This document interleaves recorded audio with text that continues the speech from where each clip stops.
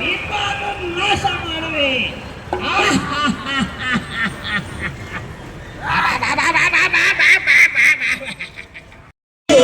ನೋಡಲ್ಲಿ